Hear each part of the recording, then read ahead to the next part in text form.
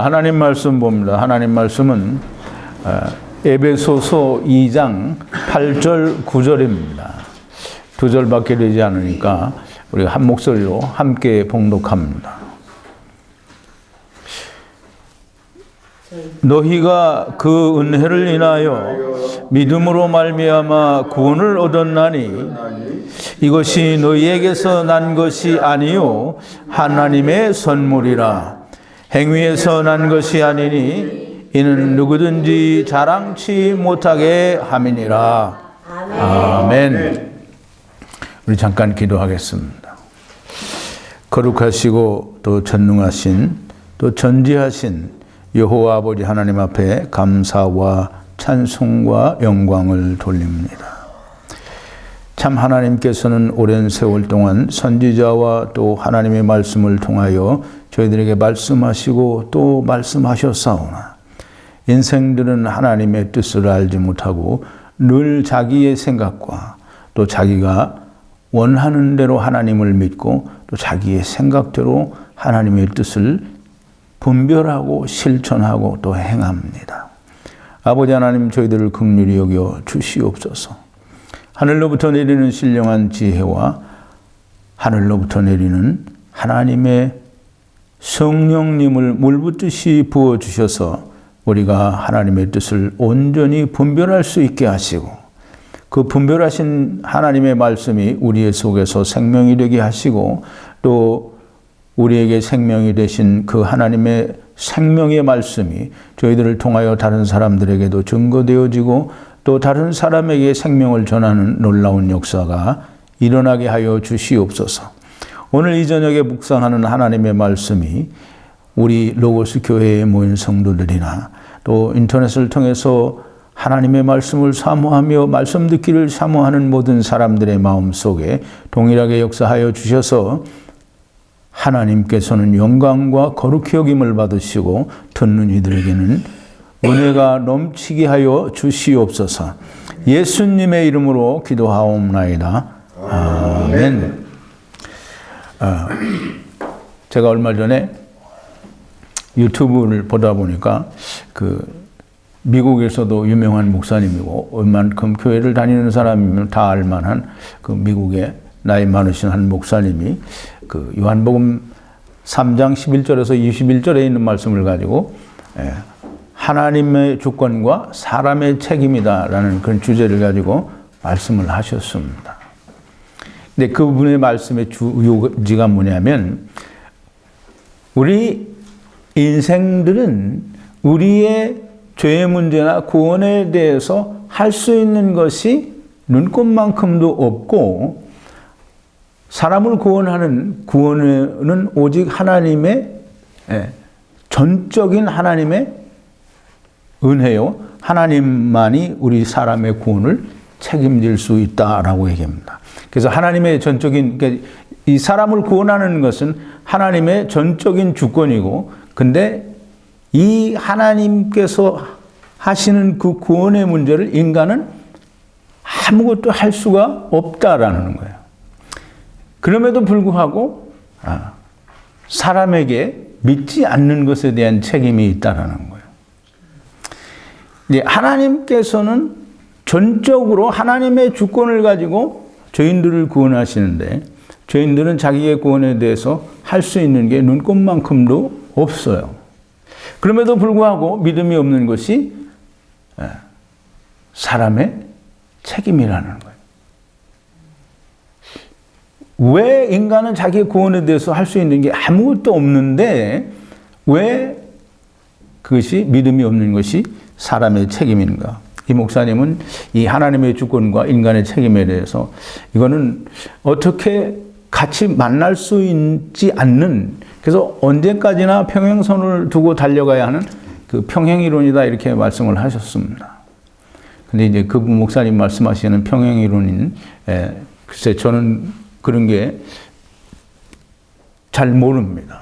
평행이론이 뭔지 잘 모르는데 어쨌든 이 믿지 못하고 또는 믿음이 없는 것이 왜 인간의 책임인가?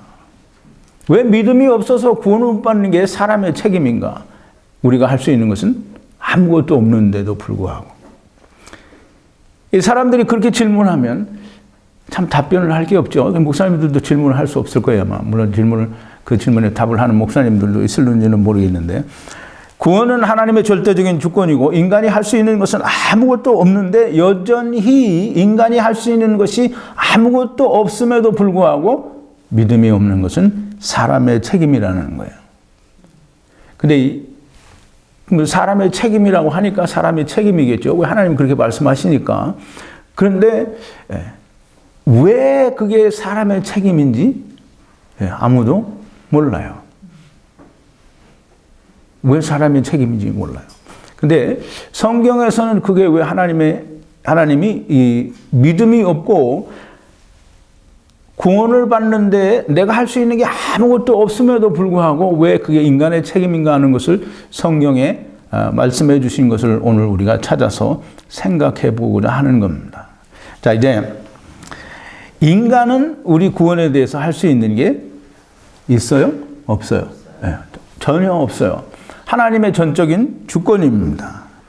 근데 이제 우리 인간이 우리의 구원 문제에 대해서 할 수 있는 게 아무것도 없다는 것을 이미 얘기를 했어요. 우리는 할 수 없어요. 그런데 그걸 하나님이 모르시겠냐고요. 여러분 잘 생각해서 답변을 하세요. 우리가 인간이 하나님을 떠난 인생들이 자기의 구원 문제에 대해서 전혀 기여할 수 있는 것이 아무것도 없다라고 하는 걸 하나님이 아시겠어요? 모르시겠어요? 아시겠죠? 하나님은 전지전능하신 분이니까 하나님은 분명히 아셔요. 그래서 인간은 자기의 구원에 대해서 할 수 있는 게 요즘 하는 말로 일도 없다는 거예요. 아무것도 없어요. 근데 그걸 아시는 하나님께서 인간이 할 수 있는 게 아무것도 없는데 하나님께서 인간에게 뭘 요구하시면 되겠어요? 안 되겠어요? 안 되죠. 그래 하나님은 우리 인생들에게 너희들의 구원에 대해서 너희는 뭘 해라라고 하나님께서 요구하시는 것이 아무것도 없어요. 이제 그렇게 말하기가 좀 이상하죠? 하나님께서는 사람들에게 너희 구원 문제에 대해서 뭘 해라라고 하시는 것이 단 한 가지도 없어요. 근데 이제 어떻게 보면 제 말이 틀린 것 같죠. 성경에 보면 이것도 해라, 저것도 해라, 뭣도 해라, 뭣도 해라, 이게 수도 없이 많잖아요. 근데 그건 하나님이 너희가 한다고 했으니까 해보라는 거지. 하나님께서 너희는 구원을 얻기 위해서 이걸 해라라고 하신 것이 단 한 가지도 없다라는 거예요. 왜? 하나님은 인간이 자기의 구원 문제에 대해서 해결할 수 또는 뭔가 기여할 수 있는 것이 눈꽃만큼도 없기 때문에 하나님은 아무것도 요구하시지 않아요. 이건 거짓말이 아닙니다. 하나님이 인간에게 뭘 요구한다고 하시면 이미 하나님께서는 전지전능한 하나님이 아닌 거예요. 왜? 다 하시는데 왜 자꾸 달라고 하느냐고. 하나님께서는 뭘 요구하신 적이 없어요. 근데 사람들은 자꾸 하나님께 뭘 갖다 내요. 보여준다 이 말이에요. 무슨 말인지 이해가죠? 하나님은 인생들에게 아무것도 요구하시지 않아요. 왜 요구하시지 않을까요? 할 수가 없어요. 할 수 없으니까. 하나님이 뻔히 인간들은 자기의 구원 문제에 대해서 할 수 있는 게 아무것도 없는데 뭘 해달라고 요구하시면 안 되는 거예요. 이제 하나님이 이미 다 아시니까 할 수 없으니까 아무것도 요구를 안 해요. 근데 아무것도 요구를 안 하고 또 할 수 없다는 걸 다 아시니까 하나님께서 바라시는 건 한 가지가 있어요. 사람들이 자기 자녀들을 키워도 자녀들이 뭘 하려고 하는데 안 되면 어떻게 해요? 부모가 다 해주죠. 이제 하나님도 이 하나님을 떠난 자들이 할 수 있는 게 아무것도 없다는 걸 알아요. 그래서 하나님이 요구를 안 해요. 그 대신 하나님은 선물을 주시기로 작정을 했어요.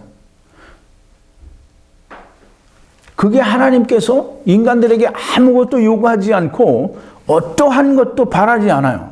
그냥 하나님이 선물을 주시려고 이미 계획하시고 예정하셨고 이미 작정이 끝났어요. 하나님이 선물을 주신대요.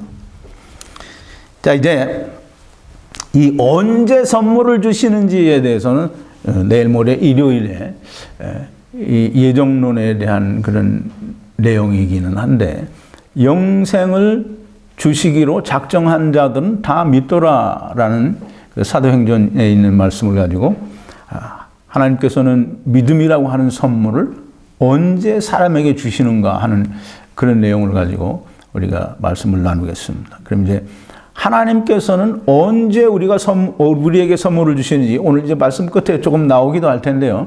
이제 일요일 날 더 자세한 얘기를 하기로 하고요. 자, 이제 성경은 그러면 믿음이 없는 것이, 즉 구원받지 못하는 것이 왜 사람의 책임인가? 성경은 뭐라고 하는가? 이제 오늘 읽은 본문에 보면 이제 답이 나와 있는데요.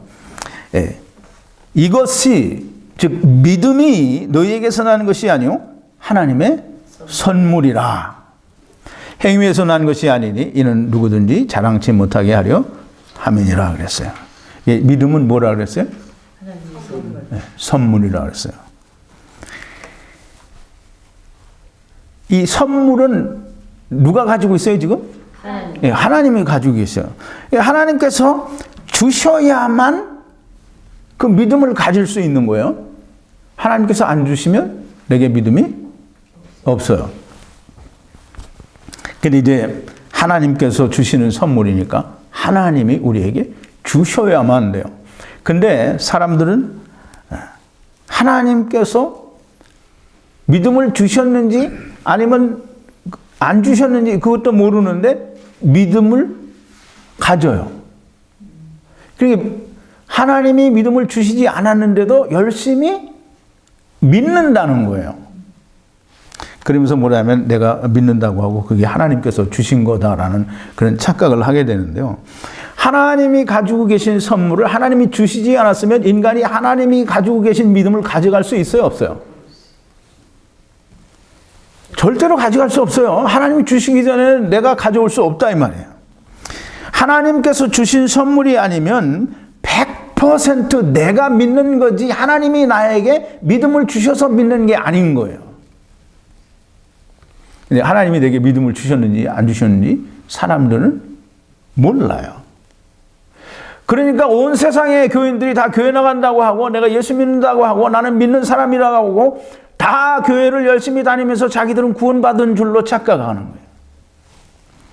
그러나 하나님께서 주신 것을 확실히 알지 못하면 하나님께서 주신 게 아니에요. 하나님께서 주신 게 아니면 전부 100% 내가 믿는 거예요. 내가. 이제 사람들이 자기가 자기에게 선물을 줄 수는 있겠죠. 그죠? 다른 사람이 나에게 준 선물을 내가 나에게 주었다 이렇게 할 수 없고, 또 다른 사람이 가지고 있는 걸 내가 가서 몰래 가져오고 저 사람이 나에게 선물을 줬다 이렇게 할 수 없는 거예요. 내가 나에게 선물을 줄 수는 있으나 내가 나에게 선물을 줄 수 있는 건 내가 가지고 있는 것만을 가지고 주는 거예요. 그럼 결국은 내가 선물을 받았다라고 하는데 그게 하나님께서 주신 게 아니면 자기가 자기에게 준 거예요. 무슨 말인지 이해 가요? 하나님이 주신 게 아니면 전부 자기가 믿는 거라는 거예요. 근데 인간들은, 사람들은 다 그래요. 자기가 믿는다라고 하고 또 자기가 하나님을 믿는다, 자기가 예수님을 믿는다, 말씀을 믿는다 이렇게 얘기를 해요. 그렇게 얘기하고 그걸 하나님이 주신 것들로 그렇게 착각하는 거예요. 그런데 믿음은 나에게 있는 것이 아니고 믿음은 하나님께 있는 거예요. 왜? 믿음은 하나님의 선물이라고 했으니까 하나님이 내게 주시기 전에는 하나님께 있는 거예요. 근데 하나님께 있는, 그래서 하나님께서 주시지 않은 그 믿음을 내가 열심히 믿고 행하는 것은 하나님이 주신 믿음이 아니고 내가 내 스스로 가진 믿음이에요. 그 믿음은 나를 구원할 수 없어요. 그래서 사람들은 다 그렇게 하죠. 내가 열심히 행하고 열심히 사랑하고 힘써서 믿고 또 모든 선한 일들을 사랑을 내가 또 믿음을 열심히 내가 해서 행해서 사랑하고 행하고 믿고 그렇게 자기 의를 이루어가는 거예요. 그걸 뭐라고 하느냐면 율법을 열심히 지킨다라고 하는 거예요. 율법을 열심히 지킨다라는 말을 로마서 8장 3절에 보니까 이 율법이 육신으로 말미암아 연약하여 할 수 없는 그것을이라고 이렇게 말했는데 율법이 육신으로 말미암아 연약하여 할 수 없는 게 뭐냐면 율법은 자기가 그 율법을 지키고 행해서 자기를 어떻게 해나가는 거예요. 의롭게 해나가는 거잖아요. 그런데 그 율법은 이 육신으로 말미암아 육신이라는 말은 하나님을 떠나서 육체 가운데 권하는 것을 육신이라고 하는 거예요. 제가 그걸 고린도후서 5장에 있는 말씀을 들어서 설명을 드렸죠. 우리가 다 육체에 거할 때는 몸에 거할 때는 주와 따로 거한다라고 그랬어요. 여기 따로 거한다라는 말은 하나님께로부터 이주하여 또는 떠나와서라는 뜻이라고 분명히 설명을 드렸어요. 이제 육신에 있다라는 말은 하나님과 함께 있지 않기 때문에 율법이 하나님이 없는 육체를 가지고는 의를 이룰 수 없다라는 거예요. 그래서 율법이 육신으로 말미암아 할 수 없는 것을 누가 한다고요? 하나님은 하시나니 하나님께서 자기 아들을 죄 있는 육신의 모양으로 보내사 육신의 죄를 정하시고 육신을 쫓지 않고 이제 육체를 지켜서 행하여 율법으로 말미암아 내가 의로워지겠다라고 하는 걸 포기하고 영을 쫓아 행하는 즉 하나님께서 이루신 것을 믿는 자들에게는 뭐가 이루어지게? 율법의 요구가 이루어지게 한다 그랬어요. 자, 이제 그걸 좀 기억을 하시고 사람들이 이제 율법에 대해서 되게 오해를 많이 하는데요. 율법을 좀 알아야 됩니다. 율법은 사람들이 대한민국이나 모든 사람들의 그 생각이 되게 그래요. 율법은 하나님께서 지키라고 주셨다라는 거예요. 근데 지키라고 주셨으니까 우리가 반드시 지켜야 된다라고 생각을 하고 율법은 또 무조건 지켜야 된다. 이건 폐하는 게 아니고 땅끝까지 천지가 없어지기 전에는 다 이루리라고 말씀하셨고 이제 마태복음 5장 17절 18절에 보면 이제 그렇게 기록이 되는데요. 내가 율법이나 선지자를 폐하러 온 줄로 생각지 말라. 폐하러 온 것이 아니요 완전케 하려 함이로라. 진실로 너희에게 이르노니 천지가 없어지기 전에는 율법의 1.1획이라도 반드시 없어지지 아니하고 다 이루리라. 또 이제 로마서 3장 31절에 보면 그런즉 우리가 믿음으로 말미암아 율법을 폐하느냐 그럴 수 없느니라 도리어 율법을 굳게 세우느니라 이렇게 얘기를 했어요. 사도 바울도 그런 얘기를 하고 예수님도 오셔서 율법이 다 이루어지지 폐하여지는 게 아니다라고 말씀을 하셨어요. 그러니까 사람들의 주장이 뭐냐면 율법을 다 지켜야 된다라는 거예요. 오늘날 기독교인들도 예수 믿는 사람들도 다 율법을 지켜야 된다라고 그렇게 얘기를 하는 거예요. 근데 이제 웃기는 게 그거죠. 지키려면 다 지켜야지. 자기들이 목사들이 필요한 것만 이야기하고 그 필요한 것만 지키자고 하는 거예요. 그러니까 율법이 뭐 1000몇백 가지가 된다고 그러나 뭐 이러는데 그 중에 지키는 건 몇 가지? 손가락으로 꼽죠. 그렇게만 지키고 나머지는 안 지켜요.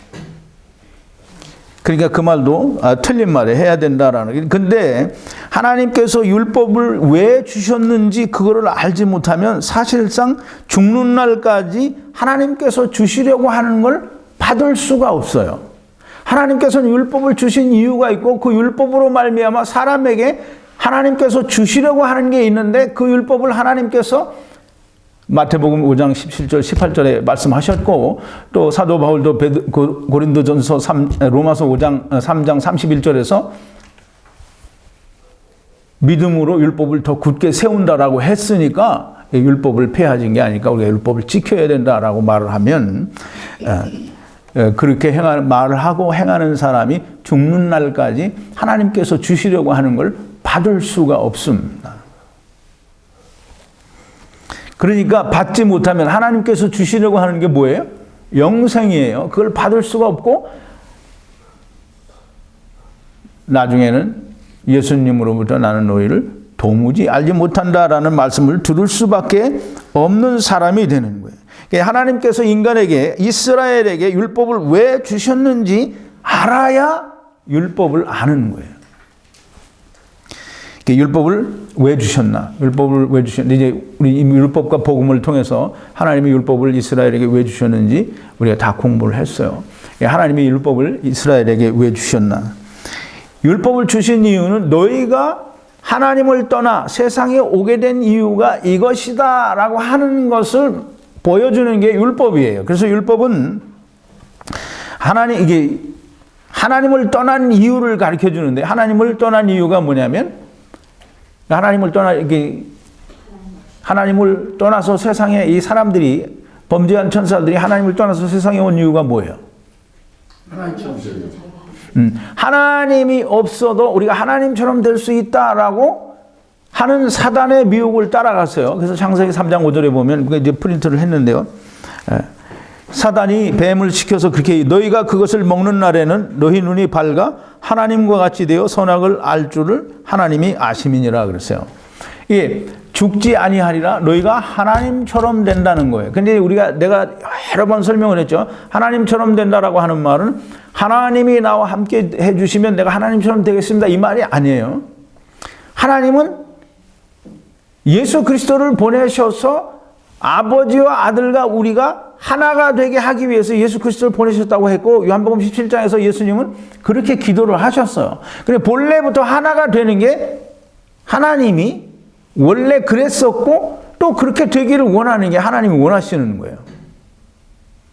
원래부터 하나였고, 또 예수 그리스도로 말미암아 다시 하나가 되기를 원하시는 게 하나님의 뜻이에요. 그런데 내가 하나님 없이 내가 하나님처럼 되겠습니다, 이 말은 내가 하나님을 떠나겠습니다, 내가 하나님처럼 될 수 있습니다라고 하는 건, 하나님이 나와 함께 해 주시면, 하나님이 나에게 모든 걸 공급해 주시면 내가 하나님처럼 되겠습니다, 이 말이 아니라는 말이에요. 하나님이 없어도 내가 내 스스로 하나님처럼 의로울 수, 또 선할 수 있다라는 거예요. 이제 사람들이 생각할 때 하나님처럼 된다라는 말은 하나님처럼 악하게 되겠다라는 말이 절대 아니라는 것을 이해를 못하는데, 사람들이 이 하나님을 떠난 존재들이 내가 하나님처럼 되겠다라고 하는 것은 하나님처럼 선하게 되겠다라는 거요, 하나님이 없어도 내가 영생할 수 있다라는 말을 하는 거지, 하나님 주시면 내가 하나님과 하나가 되겠습니다라는 말이 아니라는 거예요. 하나님 없이, 하나님이 없어도. 그래서 하나님이 그럼 하나님 없이 하겠다고 하니까 하나님이 안 계신 물질 세계를 만들어서 준 거예요. 그래서 해보라고. 사단을 따라갔으니까, 그럼 사단을 따라가서 하나님이 없는 세상에서 하나님이 없이 너희가 선을 이루어보고 영생을 너희들이 얻어보라고 보내준 거예요. 근데 어떻게 됐죠? 가서 해보라고 했더니 다 지금 육신이 욕망을 주는 대로 살다가 어떻게 됐어요? 창세기 6장 13절이 됐죠. 창세기 6장 13절이 뭐냐면, 하나님이 노아에게 이르시되 모든 혈육 있는 자의 강포가 땅에 가득함으로 그 끝날이 내 앞에 이르렀으니 내가 그들을 땅과 함께 멸하리라 하세요. 하나님께서 해보라고 내보내줬더니 이건 하나님께서 그냥 묵과할 수 없는 그런 상태가 된 거예요. 강포가 땅에 가득함으로 하나님께서 멸하셔야 될 그런 입장이 되는 거예요. 그래서 결국은 8명, 노아의 가족, 노아의 부부와 세 아들의 부부 8명만이 구원을 받고 나머지는 다 멸망을 받았어요. 그러니까 이제 하나님께서 이 세상을 다 홍수를 쓸어버리고 나중에 아브라함을 택하셔서 한 민족을 이루시고, 물론 이제 그 이스라엘 민족을 이루기 전에 아브라함에게 먼저 횃불 언약을 하시죠. 다 이제 천지창조 때 다 공부를 한 건데, 어쨌든 하나님께서 아브라함을 택하시고 이스라엘 민족을 이루셔서 이스라엘을 애굽 땅에 가두었다가 건져내시고, 이제 그 문제는 또 나중에 더 얘기를 하기로 하고, 이스라엘에게 율법을 주시면서 이제는 너희 소견대로 하지 말고, 멸망당했으니까 소견대로 하지 말고 이렇게 하나님이 율법을 주니까 이 율법을 지켜서 너희가 원하는 걸 해보라는 거예요. 처음에는 하나님이 너 원하는 거 해보라고 그냥 내버려 뒀어요. 그랬더니 아무 그 어떤 기준도 없고 근거도 없고 가이드라인도 없으니까 자기들 욕심대로 살다가 왜 자기들이 하나님과 관계가 끊어지니까 자기들이 왜 세상에 왔는지 모르는 거예요. 그러니까 제가 육신의 욕심대로 정욕대로 그냥 살다가 멸망하게 되는 거예요.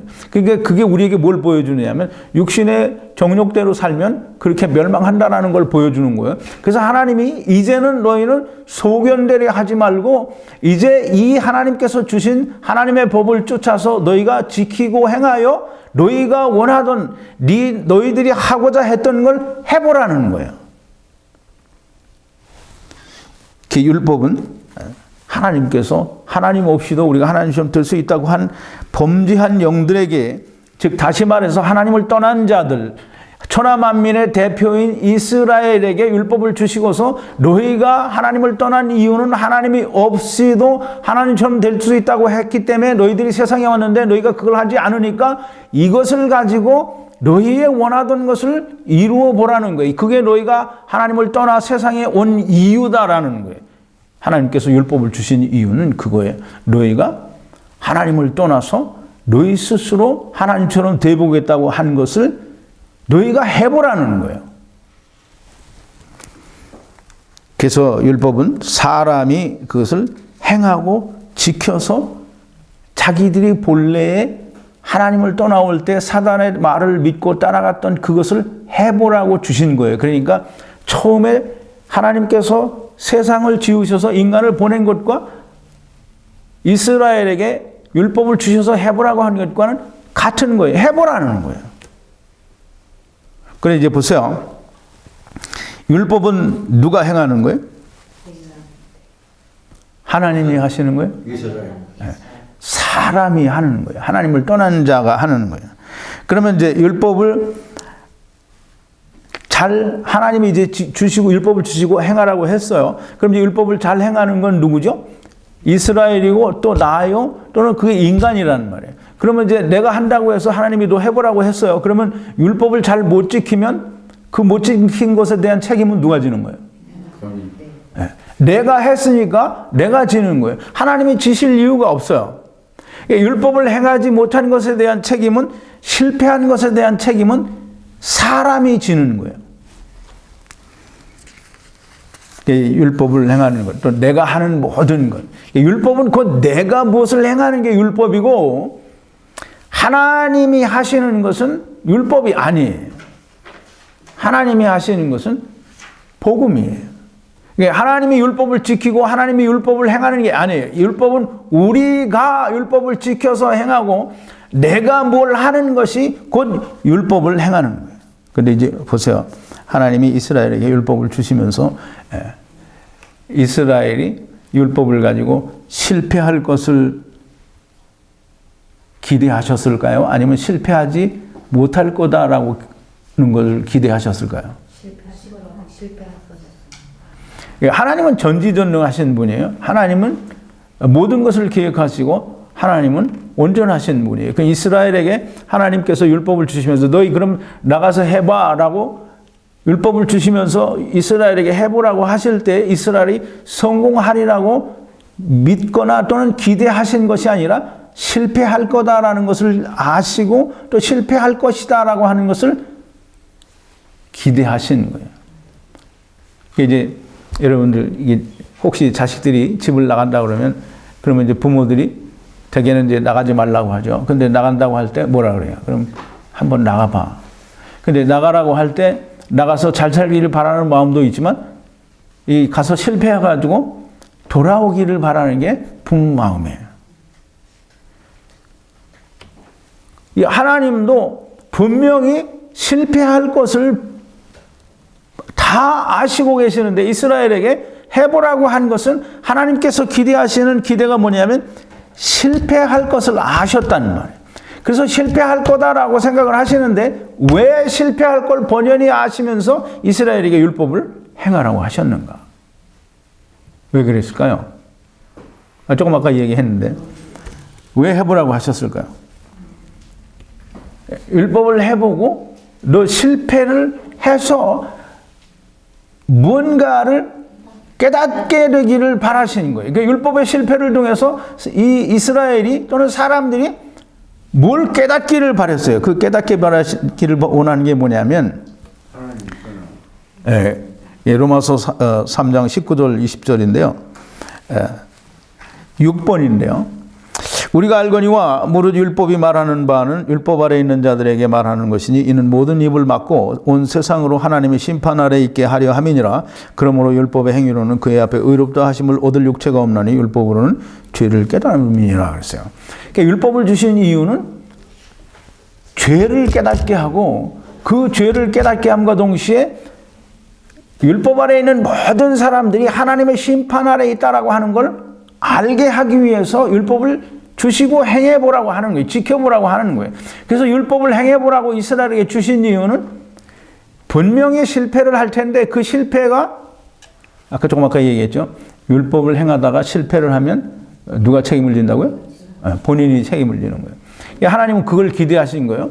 율법을 반드시 이 이스라엘이 실패를 할 것인데 그 실패가 원인이 누구냐면 너희 스스로에 있다라는 걸 알게 하시는 거예요. 그게 죄를 깨닫게 하는 거예요. 죄는 뭐라 그랬죠?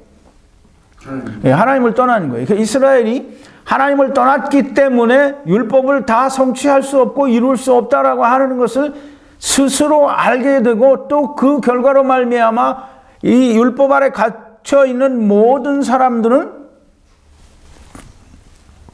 하나님의 심판 아래 있다고 하는 걸 깨닫게 하기 위해서 실패할 것을 본연히 아시면서도 해보라고 율법을 주시고 이스라엘에게 해보라고 하시는 거예요. 이스라엘에게 하나님께서 율법을 주시고 해보라고 하신 것은 이스라엘이 성공할 것을 기대하신 것이 절대로 아닙니다. 하나님께서는 실패할 것을 아셨고 또 그걸 기대하셨고 또 그걸 그렇게 보셨고 또 그렇게 되었어야만 했고 또 그렇게 되었어요. 그래서 누가복음 21장 22절에 보니까 누가는 그 예루살렘의 멸망을 이렇게 표현했습니다. 이 날들은 기록된 모든 것을 이루는 형벌의 날이에요. 제가 이거 설교도 했는데요. 이 날들은 예루살렘이 로마 군대 포위를 당해가지고 멸망되는 그날 이 멸망의 모든 것을 보고 누가는 그렇게 말한 거예요. 기록된 모든 것을 모든 것을 이루는 형벌의 날이라고 했어요. 그 기록된 모든 것이 뭐냐면 율법을 말하는 거예요. 율법을 이루는 형벌의 날이라는 거예요. 즉 다시 말해서 이스라엘에게 율법을 주시고 지켜보라고 했으나 실패할 것을 아셨고 지켜보는 것은 하나님이 행하시는 게 아니고 이스라엘이 율법을 행하고 자기들이 해본 것이기 때문에 내가 한 행위, 즉 인간이 행한 그것에 대한, 그래서 실패한 것에 대한 책임은 사람이 지는 거예요. 그래서 하나님이 이스라엘을 멸하신 거예요. 이스라엘을 멸하셨다라고 하면 그러면 이제 이스라엘이 율법을 받았으니까 율법을 받은 이스라엘은 실패했다라는 것이 드러난 거예요.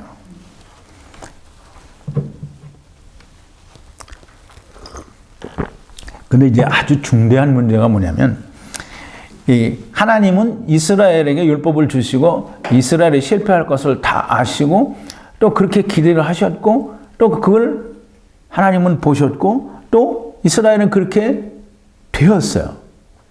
근데 이제 보세요. 이스라엘은 어떻게 생각했어요? 이스라엘은 자기들의 율법을 잘 지키고 있으면서 예수님이 오셨을 때 자기들은 의인이라고 생각했어요. 죄인이 아니라고 생각했어요. 자기는 율법을 지키면서 자기들은 의로워지고 있었던 거예요. 하나님의 기대는 뭐냐면 죄 때문에 못한다는 걸 깨닫고 심판 아래 있다라고 하는 것을 깨달았으면 좋겠는데 그걸 깨닫지 못하고 결국은 형벌을 받을 때까지 몰랐던 거예요. 그러니까 이스라엘은 율법을 지키면서 내가 어떤 행위를 하면서 그것으로 말미암아 의로워지고 있었다는 거예요. 그러니까 예수님께서 세상에 오셔서 이스라엘에게 기대한 것은 율법이 실패되었고 그래서 율법은 언제까지라고 그랬어요? 율법과 선지자는 요한의 때까지다라고 이렇게 말씀을 하셨어요. 어쨌든 이스라엘 백성들은 하나님께서 이스라엘에게 율법을 주시고 기대한 그 기대가 뭐냐면 이스라엘은 실패를 깨닫고 내가 왜 이걸 할 수 없는지 하나님을 떠났다라고 하는 사실을 깨닫게 되기를 바랬는데 그런데 이스라엘은 그걸 율법으로 말미암아 스스로 의로워지고 있었어요. 그래서 자기들은 의인들이라고 생각을 했단 말이에요. 근데 이스라엘은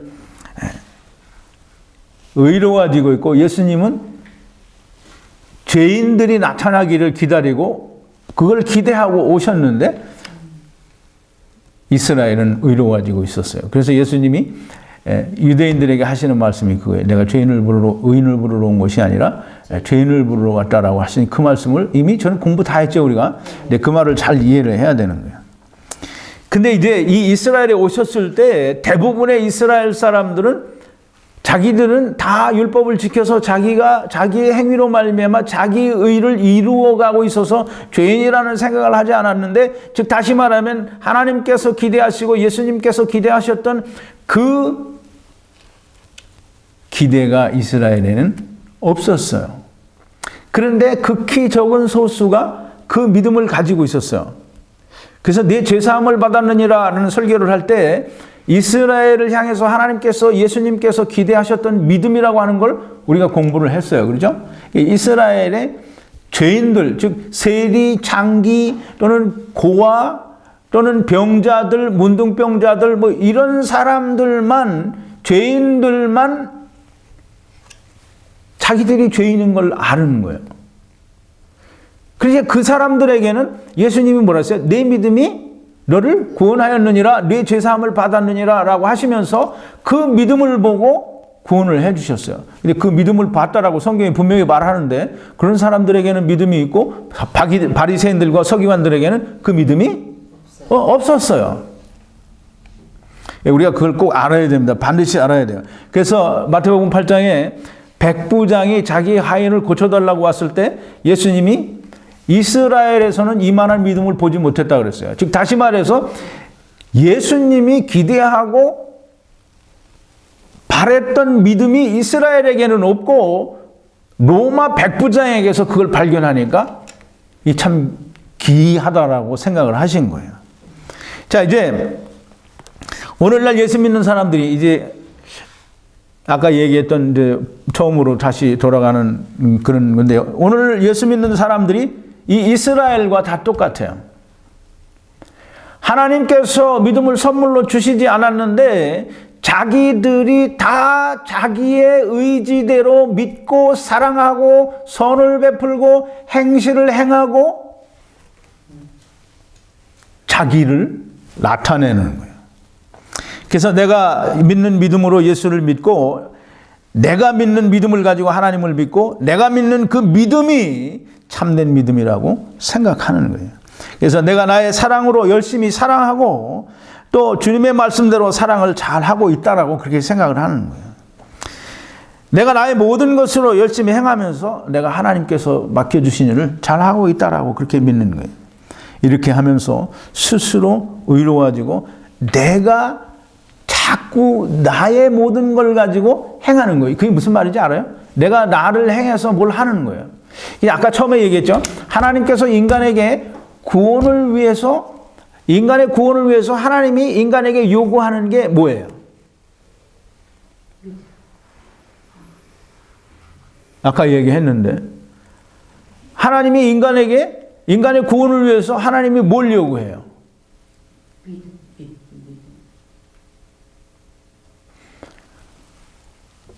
제가 아까 얘기했잖아요. 인간의 구원에 대해서 하나님께서 인간에게 바라는 것, 요구하는 것은 단 한 가지도 없다라는 거예요. 그런데 하나님께서 요구하는 게 없는데 사람들은 자꾸 자기 걸 내놔. 이게 무슨 말인지 알아요? 자꾸 자기 걸 내놔서 내가 가지고 있는 믿음을 가지고 믿고 내가 가지고 있는 사랑을 가지고 사람을 사랑하려고 하고 내가 가지고 있는 용서를 가지고 사람들을 내가 용서하려고 하고 그렇게 하면서 내가 하나님을 믿는 믿음을 가지고 있고 또 내가 하나님의 사랑을 내가 가지고 있고 내가 하나님께서 하시라고 하는 일을 내가 한다라고 열심히 행하고 또 행하는 거예요. 근데 하나님께서는 그 어느 것도 사람들에게 원하지 않아요. 바라는 것도 또 달라고 하는 것도 너희가 무엇을 해라라고 하는 게 단 한 가지도 없다라는 거예요. 근데 사람들은 자꾸 내놔요. 그럼 자꾸 내놓으면 그게 뭐예요? 자기 그런. 네. 하나님의 의를 복종치 않기 위하여 열심히 자기 의를 내세웠다는 거예요. 자기 의를 내세우기 위해서 하나님의 의를 힘써 복종치 않았다라는 말을 사도 바울이 그래서 하는 거예요. 하나님께서는 아무것도 요구하지 않으셨는데 열심히 자기를 내 보여주는 거, 그게 율법을 행하는 거고 자기를 행하여 하나님 앞에 나타내는 거예요. 자, 이제 율법에 대해서는 조금 이제 마지막 얘기를 더 하고요. 예수님께서 아까도 말씀드렸지만 선지자와 율법은 요한의 때까지다라고 마태복음 11장 13절에 얘기했죠. 8번인데요. 모든 선지자와 율법에 예언한 것은 요한까지니 그랬어요. 이제 이 말은 무슨 말이냐면 때가 찼다라는 말이에요. 하나님께서 주신 그 기간이 다 찼다라는 거예요. 그러니까 이제 율법은 누가 해보는 거라고요? 이스라엘. 또 이스라엘은 누구의 대표죠? 천하만민의 대표잖아요. 그러니까 이제 율법이라는 것은 이스라엘에게 주신 율법을 지키고 행하는 것만이 율법을 지키는 게 아니에요. 내가 나를 행하고 내가 나를 지켜서 선한 모습을 나타내려고 하는 그 모든 것들이 그게 율법이에요. 그러면 그 율법을 행해 보는 것은 언제까지냐 하면 요한과 이게 율법과 선지자는 요한의 때까지라고 했어요. 그게 누가복음 16장 16절에도 그렇게 되어 있는데요. 그건 이제 성경 구절을 참고하시고요. 그 이제 그때까지 하니까 하나님께서 이제 그 기한이 찼어. 그러면 이제 그때까지 너희는 이제 율법을 지켜볼 수 있는 기회가 이제는 기한이 차서 이제 끝났다라는 거예요. 그러면 이제 끝났으면 사람이 해보는 기회가 다 돼서 끝났어요. 그러면 뭐가 와야 돼요? 그러니까 예수님이 와야 되는 거예요. 그래서 때가 참에 그랬어요. 하나님께서 자기 아들을 여자에게서 나게 하시고 율법 아래에 나게 하셨단 말이에요. 왜? 율법 아래에 있는 자들을 속량하기 위해서. 이게 무슨 말이냐면 이제 사람들이 자기가 해보겠다고 하는 그 하나님을 떠난 이유대로 자기들이 열심히 해봤는데 자기들이 한 것은 이제 기한이 다 차서 실패라는 판명이 났어요. 그러면 제가 얘기했죠. 그럼 자기가 해본 것에 대한 책임은 누가 진다고요? 자기가 해봤는데 실패한 것에 대한 책임은 자기가 지는 거예요. 그래서 율법 아래에 있는 모든 자들, 즉 하나님을 떠나서 내가 해보겠다고 했던 모든 인생들은 다 하나님을 떠난 죄인들이요, 다 자기가 해보는 걸 가지고 노아의 홍수 때 사람들이 실패한 것처럼 실패한 것이요, 이스라엘이 실패한 것처럼 실패를 한 것이요, 그러므로 실패를 했으므로 반드시 율법의 요구는 뭐라 그러죠? 사망에. 그 실패했으니까 형벌을 받아야 되고 반드시 죽어야 되는데 율법의 요구에 의해서 죽어야 되는데 하나님을 떠난 자의 형벌은 사망인데 그 사망을 받아야 하는 그 심판을 누가 져야 된다고요? 내가 져야 돼. 그 내가 져야 될 그것을 누가 졌어요? 예수님이 그걸 지셨다 이 말이에요. 그것이 이제 로마서 8장 3절 4절이에요.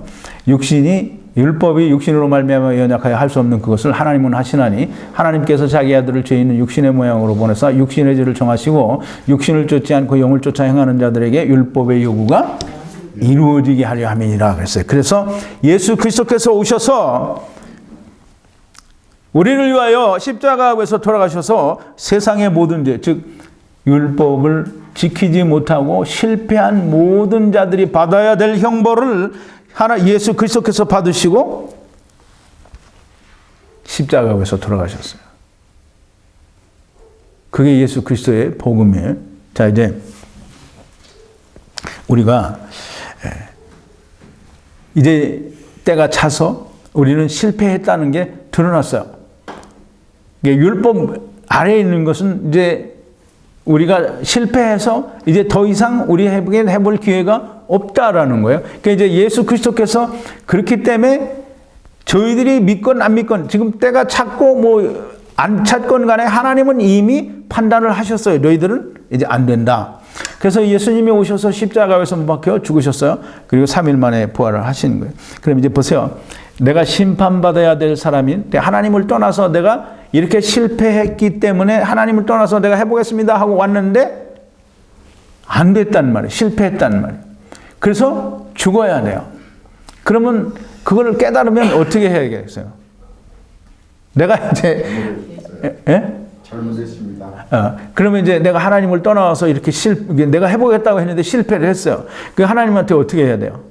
하나님, 내가 잘못했습니다. 내가 큰 죄를 졌습니다. 하나님 용서해 주세요. 저는 다시 하나님께로 돌아갈게요. 그게 뭐냐면 그게 마가복음 1장 15절에서 얘기하는 때가 찼고 천국이 가까웠으니 회개하고 복음을 믿으라 이 말이에요. 그게 그 말이라는 말이에요. 그러니까 때가 찼어요. 그래서 천국이 가까웠어요. 그러니까 회개하고 이 회개하라는 말은 내가 해보니까 이거는 실패로 끝났고 도저히 할 수 없는 겁니다. 그러니까 하나님 내가 잘못했습니다. 내가 다시 하나님께로 갈게요 라고 하는 그거가 회개고 그런 마음이 들을 때에 하나님이 믿음을 선물로 주시는 거예요. 내가 여전히 무언가를 열심히 하고 내가 가진 것을 드러내고 내 믿음을 가지고 내 사랑을 가지고 내가 가지고 있는 선을 가지고 내가 가지고 있는 열심을 가지고 열심히 행하고 나타내는 것은 하나님이 주신 걸 하는 게 아니에요. 내가 내 걸 가지고 하는 거예요. 그것은 언제까지라도 실패할 수밖에 없는 것이고 그것은 곧 사망에 이르게 되는 거예요. 자, 이제 우리 거기까지 했어요. 우리가 실패한 것을 율법으로 우리가 실패한 것을 깨달으면 하나님 우리 잘못했습니다. 내가 하나님께로 다시 돌아가겠습니다. 그게 회개예요. 다시는 내가 하겠다고 하는 나를 내세우거나 내 믿음을 가지고 뭘 하거나 내 사랑을 가지고 누구를 사랑하거나 나의 용서를 가지고 누구를 용서를 해야 된다든가 내가 가진 선을 베풀고 내가 무엇을 사랑을 가지고 허다한 허물을 내가 덮으려고 하는 그것은 내가 하는 것이지 그건 하나님께 아닌 거예요. 그러니까 그걸 열심히 하는 사람은 여전히 믿음을 받지 못한 거예요. 하나님께서 선물로 주신 믿음을 받지 못한 거예요. 자, 이제 우리 잘 생각을 해보세요. 예수 그리스도를 믿는다라고 온 세상에 교회 다니는 사람들이 예수 믿는다는 크리스찬이라고 하는 사람들 다 그런 말을 하죠. 그런데 이 사람들 스스로가 내가 구원 받았는지 못 받았는지 확신이 없어요. 근데 확신이 있다라고 하는 사람들인데 이 사람들은 누가 봐도 구원받은 것 같지 않은데 확신이 있대요. 나는 구원받는다는 거야. 나는 어떤 수를 써서라도 천국 간다는 거예요. 어떤 분처럼 말이지. 자기는 믿는데요. 그리고 나는 그 믿음이 나를 구원한다라고 믿는데요. 근데 정말 일요일 날에도 더 자세한 얘기를 이제 영생을 주시기로 작정한다는 다 믿더라는 그 말씀을 가지고 얘기를 할 텐데요.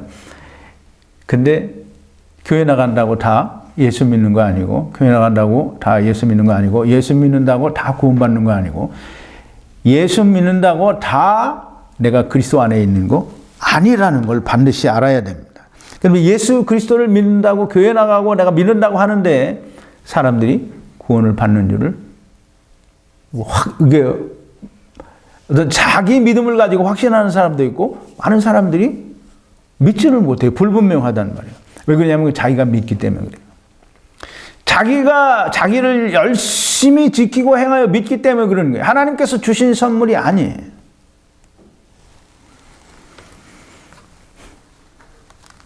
하나님께서 주신 선물, 즉 하나님께서 주신 믿음이 아닌데 내 가진 믿음을 가지고 열심히 하기 때문에 구원에 대한 확신이 없는 거예요. 지금까지 제가 말씀을 드렸어요. 사람들이 하나님께서는 너희의 구원을 위해서 너희가 할 수 있는 것은 아무것도 없어서 내가 너희에게 요구하는 게 아무것도 없다라고 하는데 사람들은 자기 걸 열심히 내놔요. 제 설교를 듣고 구원 얻었다고 하는 사람들 가운데에도 열심히 자기 걸 내놓는 사람들이 정말 많아요. 열심히 내놔봐. 그거는 그 안에 성령님이 계시지 않기 때문에 자꾸 자기 걸 내놓는 거예요. 내 안에 성령님이 계시면 내 걸 내놓지 않아요. 근데 성령님이 없으니까 자기가 자기를 인도하고, 제가 그거 분명히 이제 갈라디아서 할 때 설명을 드렸는데, 성령님이 내 안에 계시지 않으니까 자꾸 자기가 자기를 인도해요. 근데 자기가 자기를 인도하는데 어떻게 해야 되는지 모르니까 자꾸 율법을 지켜서 행하는 거예요. 그걸 이제 그것도 없으면 자기 마음의 양심을 따라 이렇게 하는 것이 선한 것이다라 생각하고 그걸 자꾸 행하는 거예요. 근데 인간들이 혼동을 하는 게 뭐냐면, 내가 가진 선한 마음과 하나님이 가지신 선과 같은 건 줄 알아요. 정말 미련한 거예요. 하나님이 가지신 선과 인간이 가진 선은 같은 게 아닙니다. 자, 이제 사람들은 하나님께서 주신 선물을 받지도 않은 상태에서 자꾸 자기 걸 내놓는 게, 그게 구원받는 일을 알지 못하는 이유예요. 하나님께서 믿음을 주시면 반드시 그 믿음을 알게 되고, 하나님께서 주신 믿음은 부분적이나 또는 선택적인 믿음이 아니에요. 하나님의 말씀을 100% 다 믿는 게 하나님께서 주신 믿음이에요. 제가 지난 금요일입니까? 우리가 지난주에는, 일요일에는 소풍을 갔으니까, 지난 금요일 날 아브라함의 의는 믿음인가 행함인가 얘기했죠. 하나님께서 바라시는 믿음은 아브라함이 가진 하나님의 말씀을 그대로 믿는 그 믿음이에요.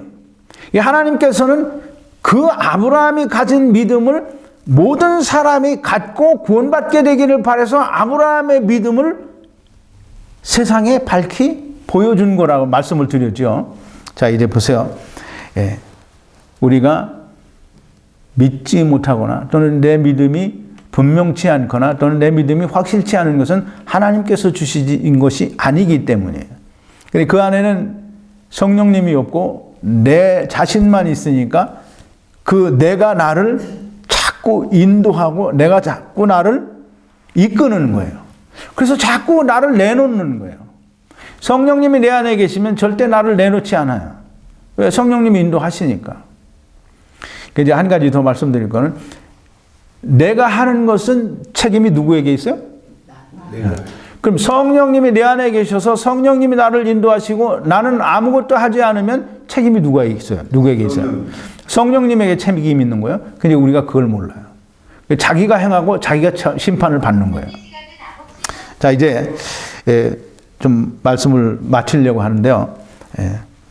믿음을 선물로 받지 못한 자기 믿음을 가지고 사는 사람들의 얘기를 잠깐 해보려고 합니다. 제 설교가 유튜브에 289개가, 오늘 것까지 올라가면 289개가 되는데요.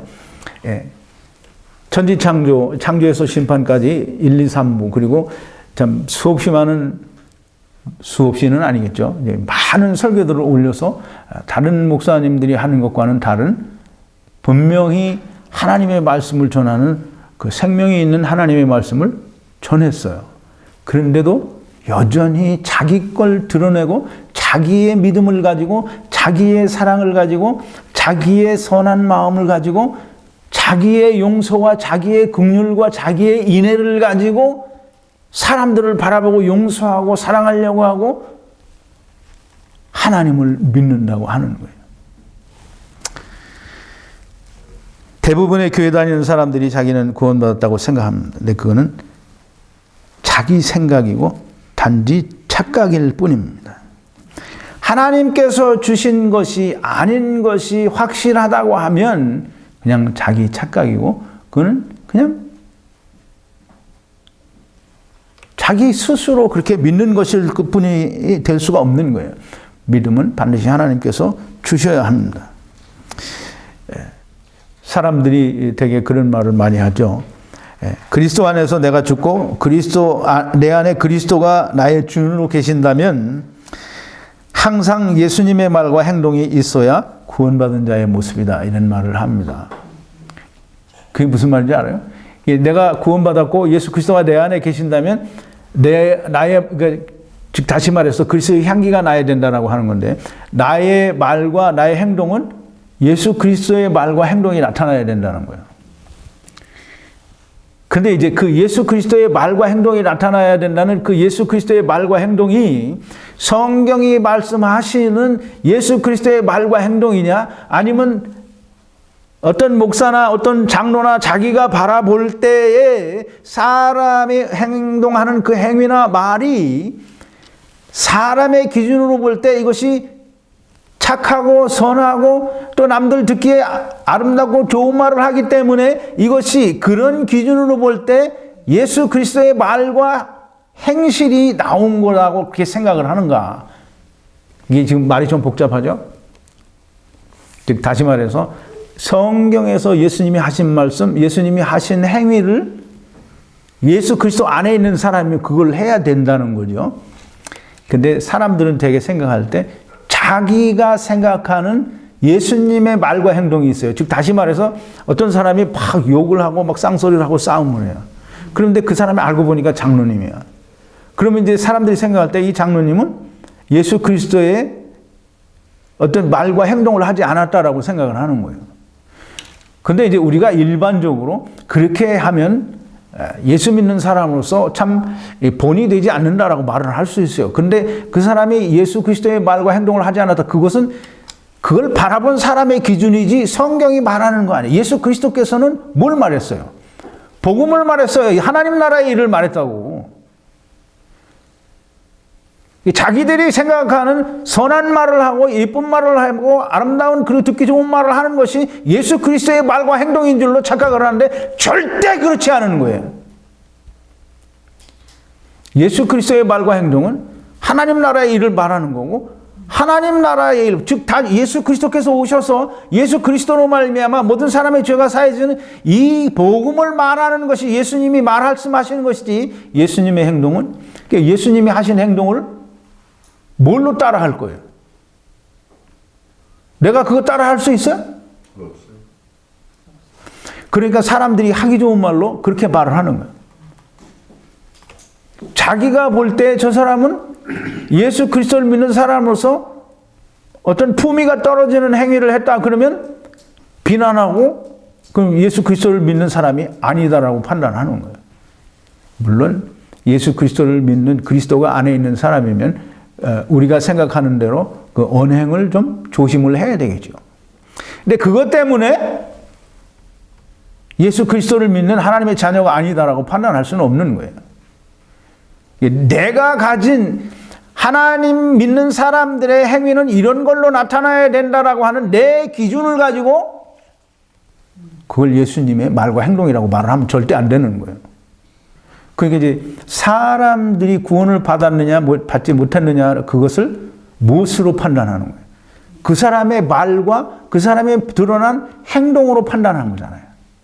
그 사람 마음속에 예수 그리스도가 있는지 성령님이 계시는지. 그러면 이 세상에 목사들이 노회 가고 자기 노예들 가서 뭐 회의할 때 물론 그렇지 않은 목사들도 있지만 그냥 가서 세상 사람들보다 더한 쌍욕도 해가면서 욕을 해대고 싸움질을 하는 목사들은 그러면 그건 뭐야 그거. 또 하나님의 자녀다운 하나님이 자녀면 하나님의 말을 하고 또 하나님의 자녀다운 행동을 해야 된다는 거예요. 그게 기준이 다 어디냐면 자기 성경에서 말하는 하나님 믿는 사람이 해야 할 일이나 성경에서 말하는 하나님 믿는 사람이 나타나야 할 행위를 말하는 게 아니고 자기가 가지고 있는 기준에 맞는 행위가 나오면 예수 믿는 사람의 행위고 또는 어떤 행동이라고 판단을 하고 자기 기준에 이게 자기 기준이라는 거예요. 자기가 가진 사랑, 자기가 가진 선, 자기가 가진 긍휼, 자기가 가진 용서, 자기가 가진 인애 이런 걸 가지고 사람들의 행동, 드러난 나타난 행동을 보고 판단하는 거예요. 행위를 보고 판단하니까 이 세상의 모든 교인들이 다 목사들이 그렇게 판단하니까 자기들의 걸 열심히 내놓는 거예요. 왜? 그걸로 판단해 주니까. 자, 이제 성경에서 예수님이 성경에서 예수님 무슨 말을 했어요? 자, 우리가 지지난주엔가 그 일요일 설교에서 했나요? 사람이 원수가 자기 집안 식구이라고 했어요. 예수님이 와서 뭘 준다고 했어요? 불화. 검을 준다고 했잖아요. 검을 준다고 했어요. 검을 주는 이유는 뭐라고 했어요? 서로 분리되게 하기 위해서. 하나님이 말씀을 가진 자와, 즉 하나님이 믿음을 주신, 그래서 선물로 믿음을 받은 자와 자기 스스로 믿는 자와는 합해지지 않는 거예요. 불화가 일어날 수밖에 없는 거라고요. 근데 이제 우리가 이걸, 제가 이제 우리가 진정 원수를 사랑할 수 있는가라는 그런 제목으로 설교를 했죠. 이게 제가 이 설교를 하는 데는 이유가 있어요. 좀 이 설교를 듣는 사람들이 듣고 이해를 하면 좀 좋겠어요. 여러분들이 정말 구원에 이르는 자가 되기를 바라서 이 말씀을 드리는 거예요. 사랑을 자꾸 내 걸 가지고 하려고 하니까 사랑이 안 되는 거예요. 그 사랑은 뭘 가지고 하는 거라서요? 하나님이 내게 주신 사랑으로 사랑을 하는 거예요. 근데 사람들이 자꾸 자기 걸 가지고 사랑하고 자기 걸 가지고 용서하려고 하고 자기 걸 가지고 하려고 해요. 분명히 내 안에 성령님이 계시면 항상 인간은 그 속에서 싸움을 하게 돼요.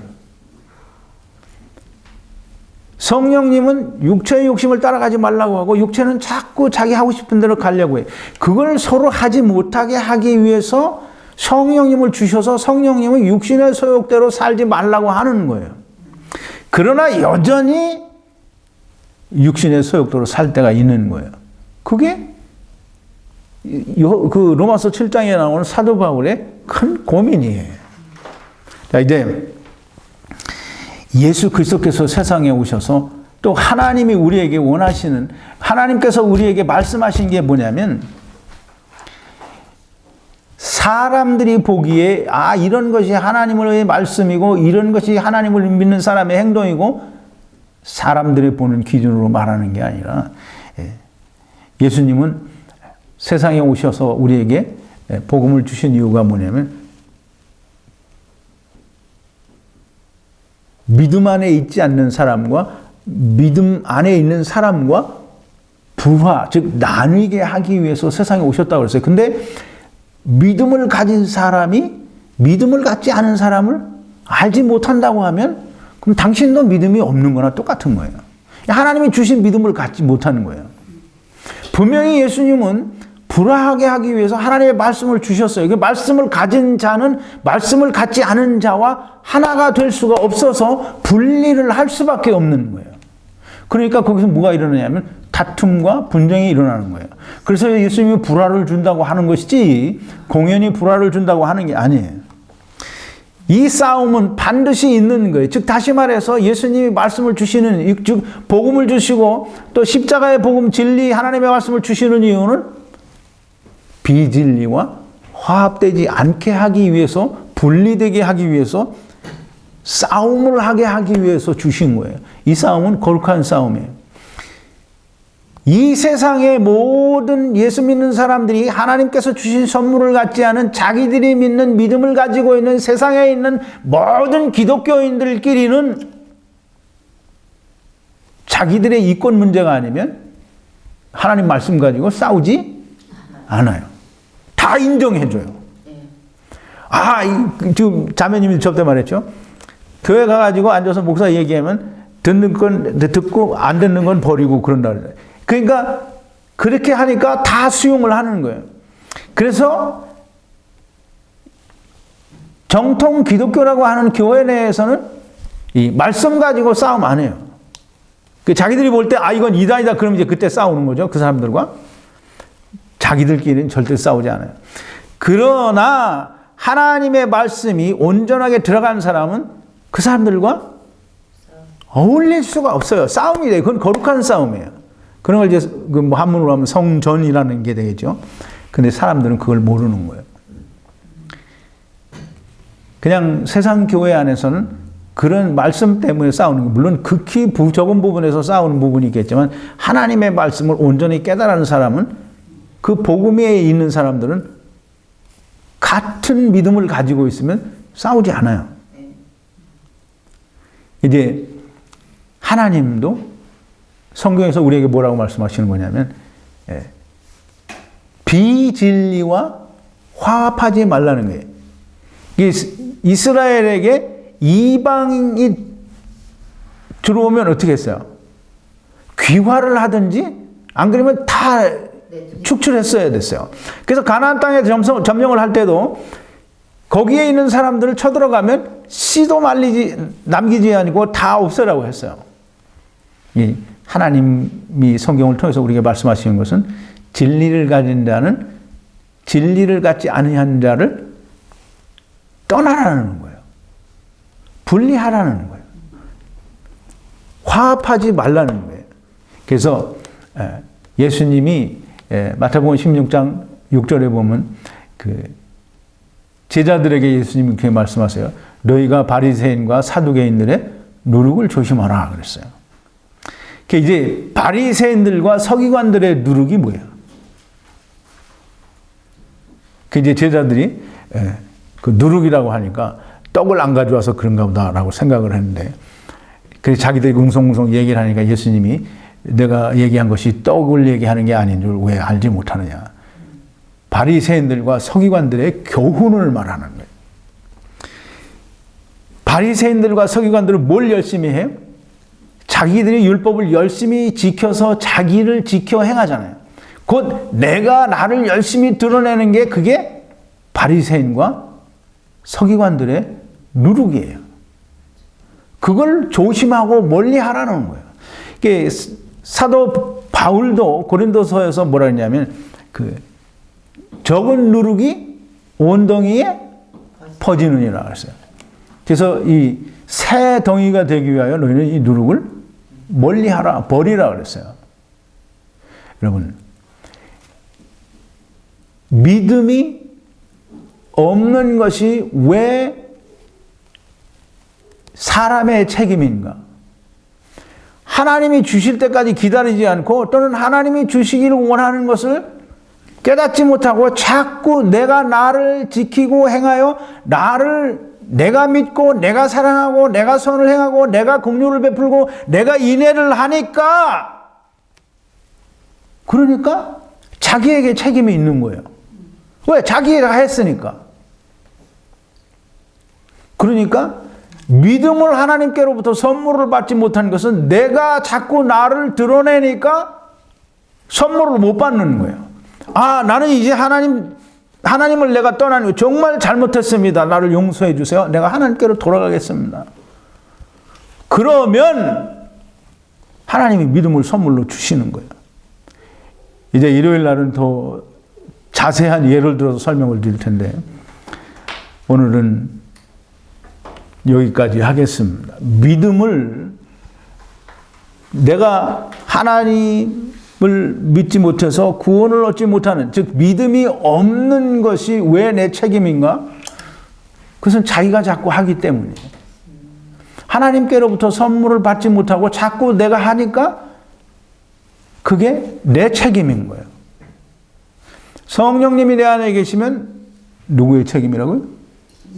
성령님 책임이에요. 내가 나를 자꾸 인도하고 내가 나를 행하니까 내가 자꾸 믿고 내가 자꾸 사랑하고 내가 자꾸 용서해주고 내가 나의 것을 자꾸 드러내놓으니까 그게 네 책임이라는 거예요. 믿음이 내 안에 하나님께서 주신 믿음이 있으면 절대 내 책임이 아니에요. 왜? 하나님이 하셨으니까 하나님이 하신 걸 내가 믿는데 하나님이 다 책임이에요. 이제 오늘은 여기까지 하고 일요일 날은 영생을 주시기로 작정한 자는 누구인가? 그럼 이제 그 말이 뭐냐면 하나님께서 믿음을 선물로 주시려는 자는 누구인가라는 그 말과 같은 말이에요. 이제 주일날 묻기로 하고요. 오늘은 여기까지입니다. 기도하시겠습니다. 거룩하신 여호와 아버지 하나님, 오늘도 하나님의 귀중한 말씀을 우리가 묵상하고 우리가 우리의 구원을 위하여 할 수 있는 것은 단 한 가지도 없사온데 우리가 구원받지 못하는 것, 그것도 역시 우리의 책임이라고 하는 것을 성경을 통해서 아버지 하나님 우리가 묵상을 했습니다. 아버지 하나님 저희들에게 성령을 부어주시고 또 하늘로부터 내리는 신령한 지혜를 물붓듯이 부어주셔서 하나님의 말씀을 통한 참 믿음, 예수 그리스도의 복음, 하나님께서 우리를 사랑하신 그 사랑을 온전히 알 수 있게 하시고 우리가 다 하나님의 절대적인 주권 아래서 구원받는 자들이 되게 하여 주시옵소서. 예수님의 이름으로 기도드리옵나이다. 아멘.